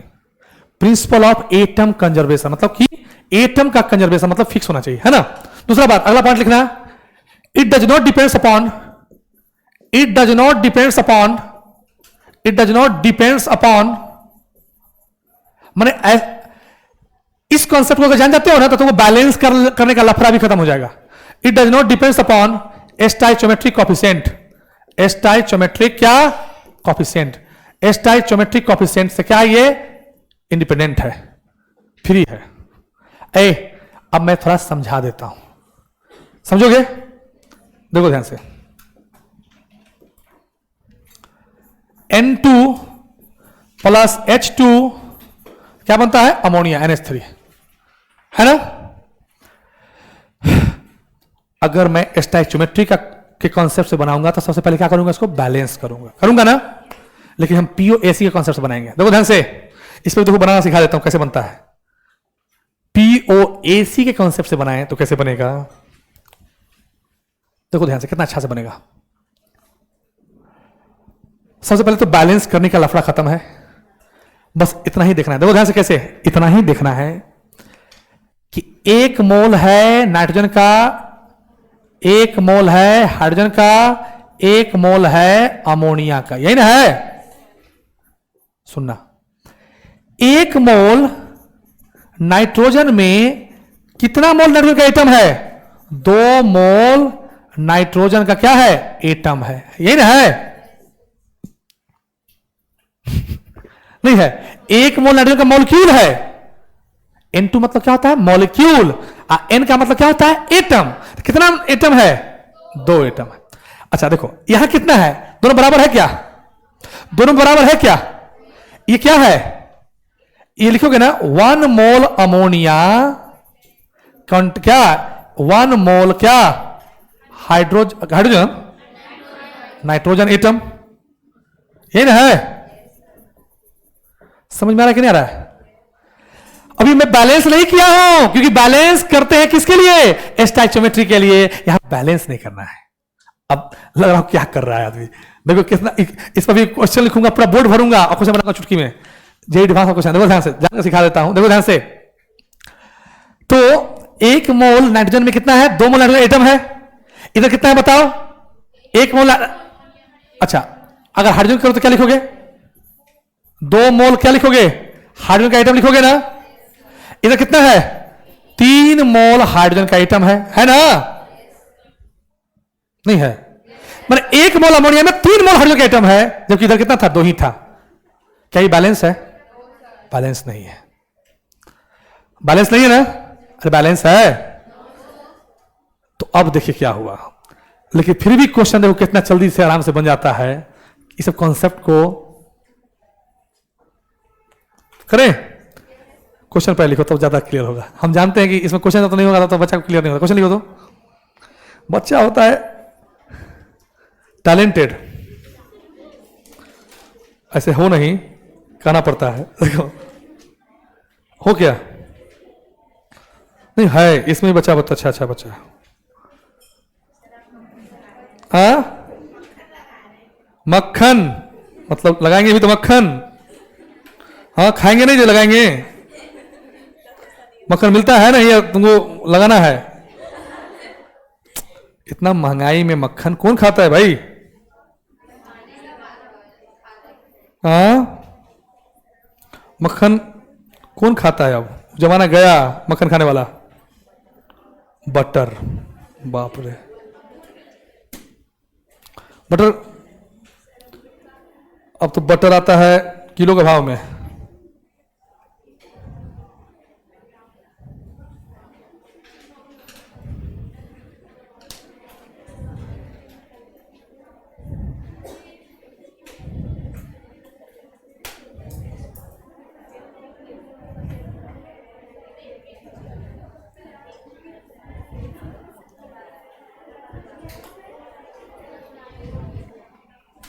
क्वेश्चन लिखो तो।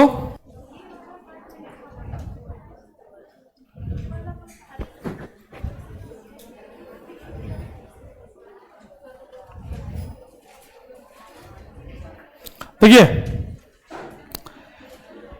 लिखोगे अप्लाइंग POAC कॉन्सेप्ट। सुना? POAC कॉन्सेप्ट ए सुना? कैसे लगाएंगे एक बार सीख लो। जैसे मान लो मैं लिख दिया N2 प्लस H2 क्या बनता था? अमोनिया। यही ना है? सबसे पहले तो POAC का कॉन्सेप्ट तब लगाएंगे जब बैलेंस नहीं करना, स्टैचोमेट्रिक ऑप्शन का यूज नहीं करेंगे। तो कैसे लगाते सुनना। इसमें POC कैसे लगाएंगे सुनना ध्यान से। 2 into number of moles of nitrogen equal to 2 कैसे किया बता तो? जितना नंबर ऑफ एटम नाइट्रोजन मौजूद है उसको मल्टीप्लाई कर दिए, इक्वल टू कितना? 1 into number of moles of क्या? अमोनिया। ठीक है। अगर हम ये किसके लिए अप्लाई किए बताओ? नाइट्रोजन के लिए। अगर हम अप्लाई के लिए हाइड्रोजन के लिए क्या लिखेंगे बताओ? 2 into number of moles of क्या? सीख लो अच्छे से लगाना। अब क्या? हाइड्रोजन इक्वल टू क्या हो गया? 3 into number of moles of क्या? NH3। क्लियर हुआ बात? मान जिधर जितना एटम है उसको इसे लिख देंगे, बात खत्म है। दोनों को बराबर कर देंगे, आंसर हो जाएगा, निकल जाएगा। देखो ध्यान से। यहां देखो एक क्रम चला, रुक जाओ। C5H12 प्लस O2 तो क्या बनता है? CO2 प्लस क्या? H2O। देखो इसमें कैसे लगाएंगे? इसमें कैसे लगाएंगे? एक मैंने ये कॉन्सेप्ट POC ऐसे लगाएंगे। POAC for carbon. कार्बन किसमें किसमें है बताओ तो? कार्बन इसमें है और इसमें है, तो कैसे लिखोगे? ऐसे लिखेंगे। कितना? 1 मोल में कितना है? 5। तो देखो कॉन्सेप्ट कैसे लगाएंगे? 5 गुने number of moles of C5H12 equal to 1 into moles of क्या, कार्बन डाइऑक्साइड। अरे आया समझ में?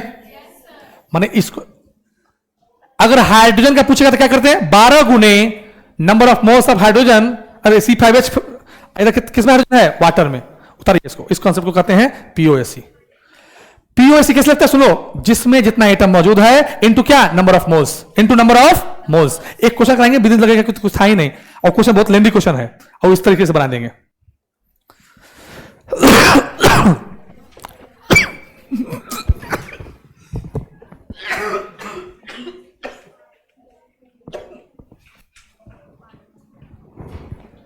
बोले कल एनसीईआरटी किताब सब लोग आइएगा लेकर के, और डीपीपी और ये मॉड्यूल तीनों कल हम क्वेश्चन प्रैक्टिस कराना शुरू करेंगे। अब हो गया, अब चैप्टर क्या, क्वेश्चन प्रैक्टिस चलेगा, है ना। बड़े क्वेश्चन लिखिए, क्वेश्चन लिखो ना, हो जाएगा।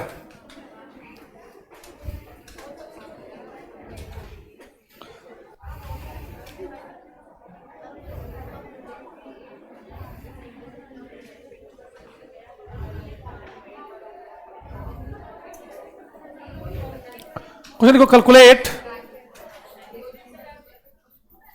Calculate the mass of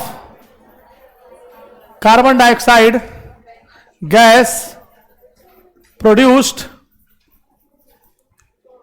by the combustion of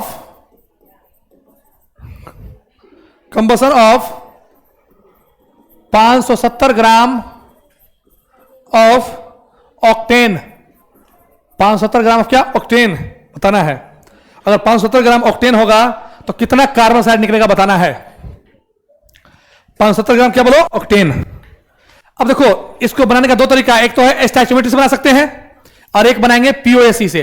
stoichiometry से बनाने का तरीका यह है कि उसमें आपको बैलेंस करना पड़ जाएगा। अब सुना ध्यान से, क्या कहता है, ऑक्टेन, ऑक्टेन का फॉर्मूला क्या होता है बताओ तो, C8H18। इसको हमने ऑक्सीजन सिलेक्शन कराया, क्या बना, कार्बन डाइऑक्साइड प्लस क्या, वाटर। एक करो, रुक जाओ। पीओएसी कैसे, अब यहां पर 1 मिनट के लिए रुक जाना, सारा क्वेश्चन ही बन जाएगा। कहता है कि कार्बन डाइऑक्साइड कितना मास प्रोड्यूस होगा जबकि 570 ग्राम अगर ऑक्टेन जलाएं तो। कहता है 570 ग्राम ऑक्टेन जलाइएगा तो कितना कार्बन डाइऑक्साइड रिलीज होगा। दोनों में कॉमन एलिमेंट कौन है, कार्बन। कार्बन उधर भी है, कार्बन इधर भी है। किसमें कार्बन बता तो, उसमें ऑक्टेन में, इसमें कार्बन डाइऑक्साइड में। अब सुना, अब लगा दो पीओएसी। पीओएसी कैसे लगाएंगे, देखो ऐसे, कितना कार्बन इसमें है बता तो, 8। तो 8 into number of moles of क्या, C8H18 इक्वल टू किसके, 1 into number of moles of क्या, कार्बन डाइऑक्साइड, है ना। 8 इंटू नंबर ऑफ मोल्स मतलब क्या होता है, weight by molecular weight into क्या, 1 इंटू, हमें मास पूछा है, मैंने मोल में निकालेंगे, मास तो कन्वर्ट कर ही लेंगे। अरे समझ में आ रहा बात। 8 इंटू मोल्स, यहां देखो, वेट मतलब डब्ल्यू मतलब क्या, वेट, कितना वेट दिया है, 570 ग्राम दिया है ना। मोलर मास कितना होता है ऑक्टेन का, C8H18 कितना होता है, 12 गुने 8 प्लस 18, लगभग 114 होता है ना। होता है कि नहीं होता है। मोल कैसे निकलता है, वेट बाय मॉलिक्यूलर वेट, क्या हो गया 114 इक्वल टू क्या, 1 इंटू क्या, मोल्स ऑफ कार्बन डाइऑक्साइड। कैसे निकला, 5 से 8 5 40 मोल, 1 इंटू क्या हो गया, मोल्स ऑफ कार्बन डाइऑक्साइड। यानी कार्बन डाइऑक्साइड कितना मोल निकला, number of moles of carbon कितना निकला बताओ, कार्बन डाइऑक्साइड निकला 40 मोल। 1 मोल का वैल्यू कितना होता है, 44, यानी कितना होगा 1760 ग्राम कार्बन डाइऑक्साइड निकला। आया समझ में। ये किसे लगा दिए, पीओएसी कॉन्सेप्ट से। किससे, पीओएसी से। नहीं समझे, उतारिए अच्छे से। एक क्वेश्चन बन सकता है, हम दिखा रहे हैं क्योंकि बना लेना बैठ के, उसमें क्या होगा, बैलेंस करना। क्या सीखना गलत है क्या। अब सुनिए, अब आपका ये हो गया चैप्टर हमारे तरफ से खत्म। कल आप रात में बैठ करके आज बनाओगे क्वेश्चन, कल से सीट प्रैक्टिस करवाएंगे। मॉड्यूल 5 डीपीपी करा दिए थे ना, 6, 7, 8, 9, उसमें भी टेक्निक बताएंगे कहां से है। 6, 7, 8, 9 एनसीईआरटी किताबें लेके कराएंगे। पहले एनसीईआरटी क्वेश्चन कराऊंगा मैं, उसके बाद डीपीपी, देन आफ्टर मॉड्यूल। कल चैप्टर खत्म कर देंगे। ऑथेंटिक हो गया, चैप्टर समाप्त हो गया थ्योरेटिकल कॉन्सेप्ट से, हो जाएगा ना। ये मेरे तरफ से इतना ही था। Thank you, have a nice day. Thank you.